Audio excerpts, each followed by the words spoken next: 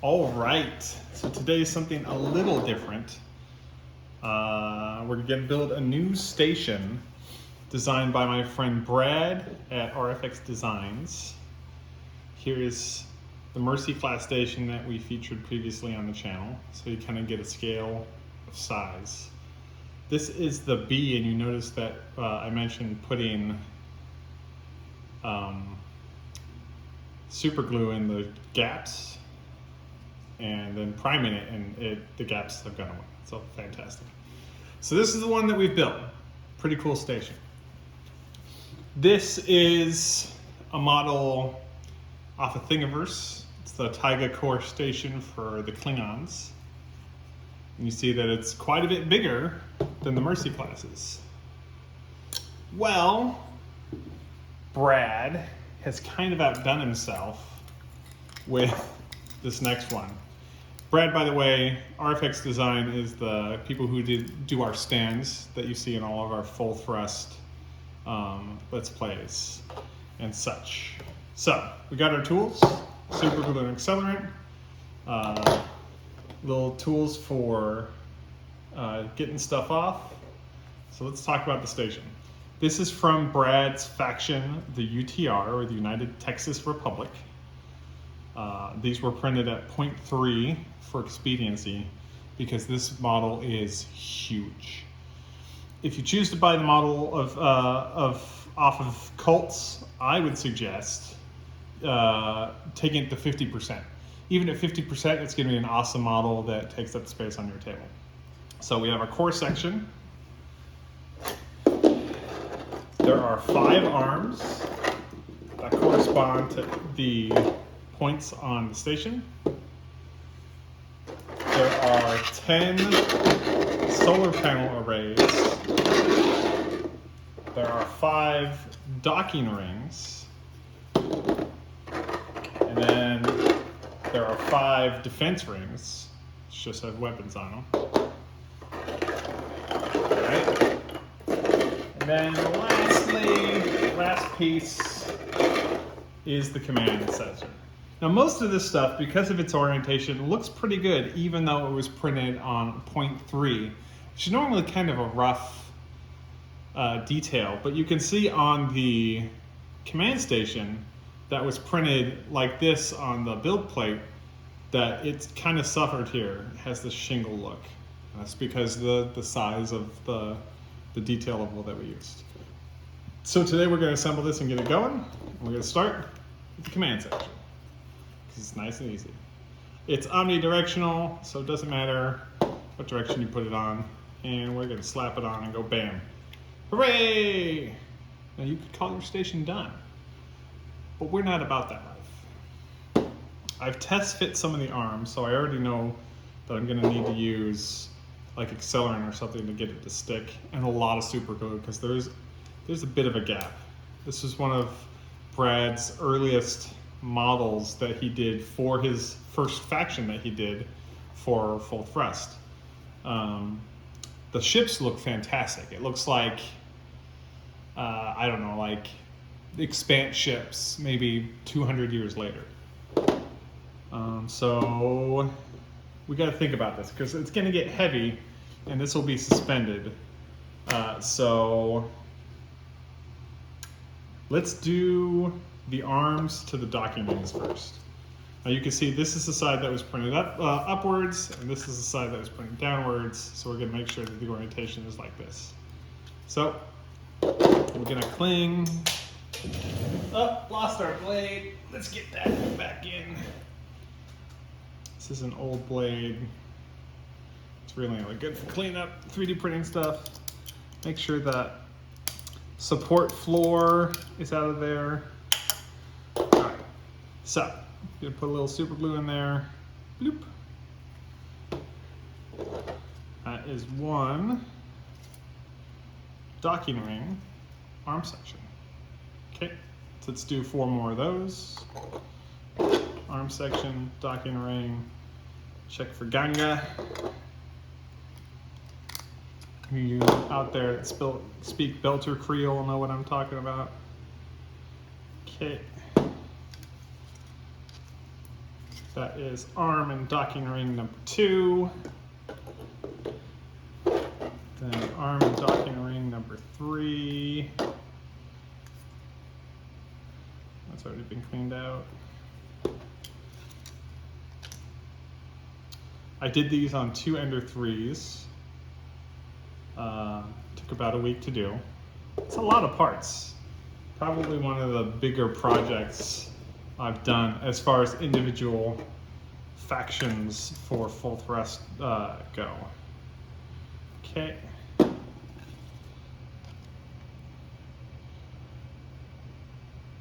That's 4. And the last one here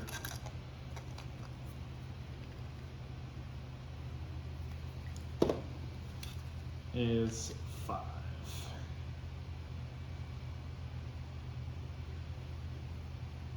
So when we go to put the arms on, we do want to have some forethought, because in between each docking ring arm assembly goes a defense point as well.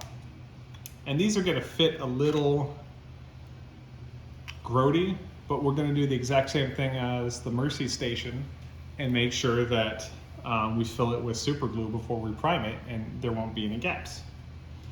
All right, so that's the 5 arms connected. Let's make sure we have our defense rings ready.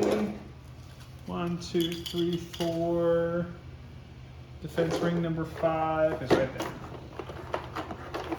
Okay, I'm gonna pop these on the floor. Some 5th element Federated destroyers and some expand ships. Give some room. Okay, so now we'll take our first one. It's been sitting for 30 seconds. This is what we're gonna do. Gonna put glue along the face parts. I'm gonna open up our accelerant. Place this in here. Fits right in.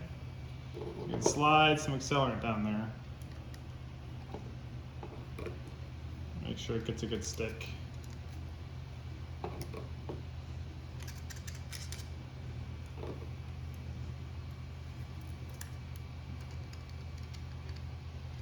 Yeah, this is definitely going to need some gap filling. I think I made a mistake. I should have printed the arms with the nose facing the build plate and gotten a clean edge here so it would look nicer. Because, I mean, the peg for the arm isn't visible, so it wouldn't be a problem. Okay, so now we're going to take the second arm. We're going to do 2 things. We're going to put glue on this side and glue on the inside of the arm.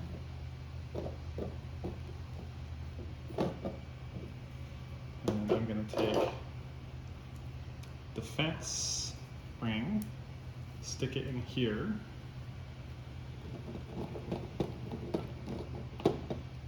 Drop some stuff in here. Okay. Wiggle that a bit. I'm going to take some,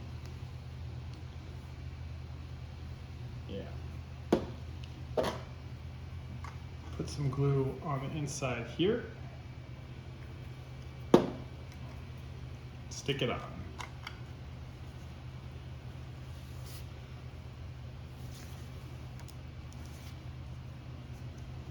Okay. So with this on here like this, squeeze it together.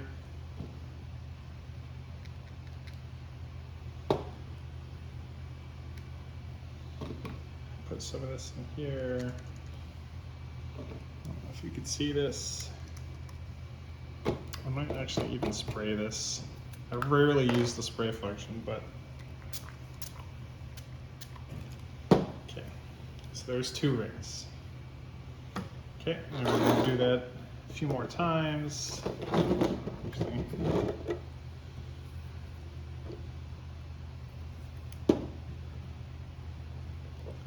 hold that there for a little bit.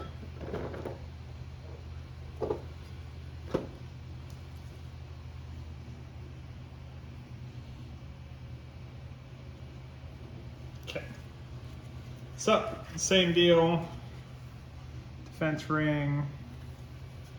This guy just covered in glue.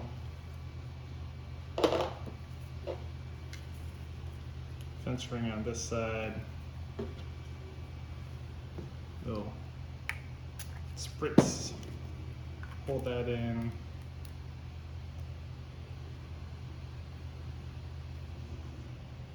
Oh, I'm dripping. Get in here, get this done. Just like that, that.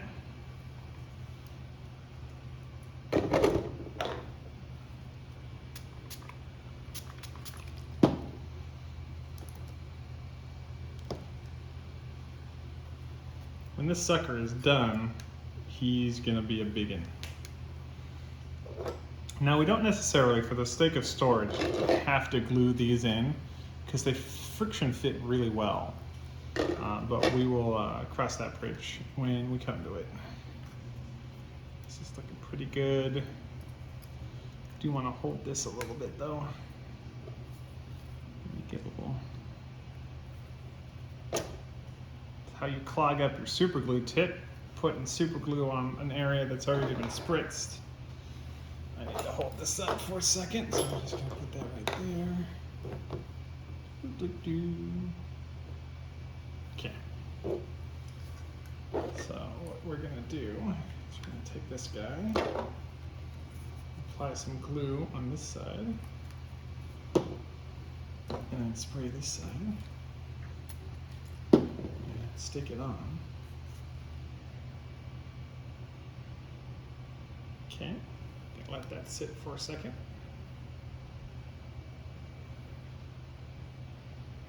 Okay. You can kind of see it hardening or setting.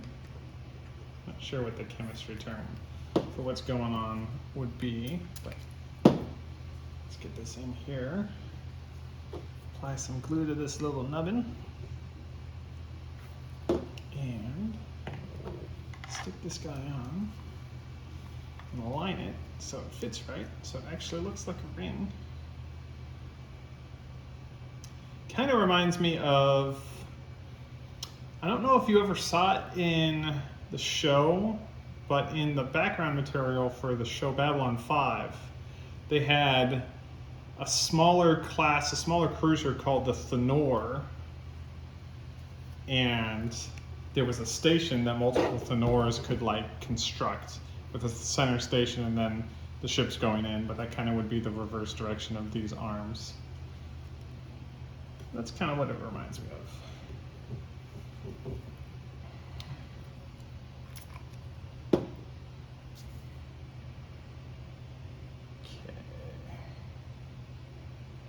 Letting that sit for a second. I can't believe I haven't done a showcase of Brad's ships on the channel before, because they are utterly fantastic ships. Okay, so we're going to do this a little different. Some globby glob, some globby glob. Put some globby glob in there. Okay. And we'll take arm, spritz. Okay. Should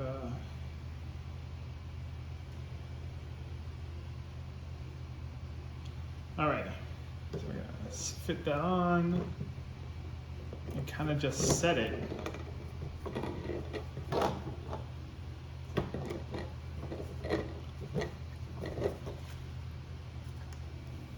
Make sure this connects.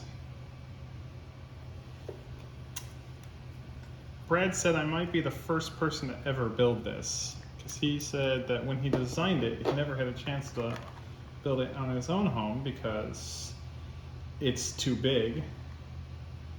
I can see that the sizing does leave a little something to be desired. Let me see if I can clean that up a little bit. And then, yeah.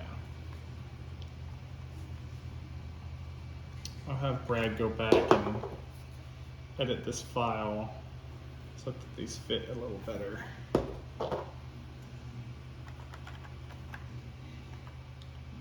Okay, so for now what we're going to do is we're going to take this guy, give him a spritz, and then here's the outer ring for your station.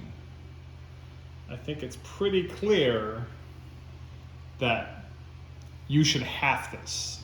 You should take this and have it. So the power panels, the solar panels, have collection side and then machinery side.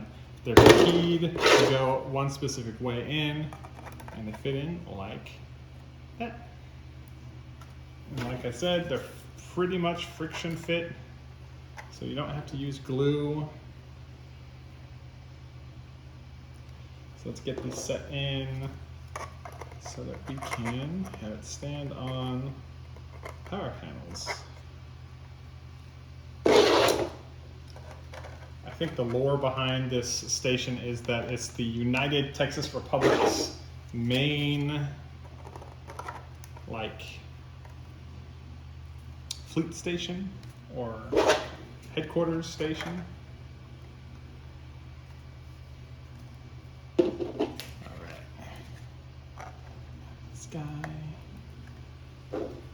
This guy.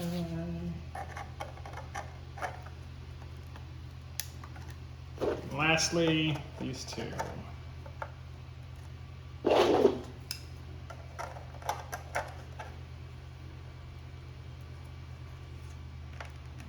Alrighty.